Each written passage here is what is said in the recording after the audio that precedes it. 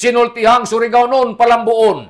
Nakikita ang lokal nga konseho sa kultura o sining nga gipanguluhan ni Gobernador Robert Lyndon Barbers. Niadtong niaging adlaw aron isgutan ang mga preparasyon para sa selebrasyon sa buwan sa wika karong Agosto ning tuig 2025 matod ni Art Cruji. Kinahanglan mahibayan nga ang probinsyal nga gobyerno pinaagi sa kultura ug sining nga opisina naghimo og lokal nga bersyon sa nasudnong selebrasyon nga sinultihang Surigaonon aron nga mahimong mas sinungdanon ug mas duol sa kasing-kasing sa mga Surigaonon. Ang tema karong tuiga gisalin usab sa atong pinulungan, sinultihang Surigao, haligi sa pagsinabtanay, sanan sa paghinigog maay. Ang konseyo nagpili sa mga kompetisyon sa division sa DepEd o ang Provincial Culmination Program sa Agosto 29 ning tuig 2025 diha sa may Provincial Convention Center, Capitol, Surigao City. Matud pa ni Cruji, ang mga kompetisyon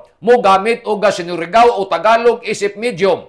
Ang konseyo nakadesider nga mag-focus sa atong lokal nga pinulungan alang sa pagpauswag og sakto nga pagpasabot. Apil ni ini ang authoritical contest, komposisyon sa awit o interpretasyon o ang balagtasan para sa mga estudyante sa high school lamang.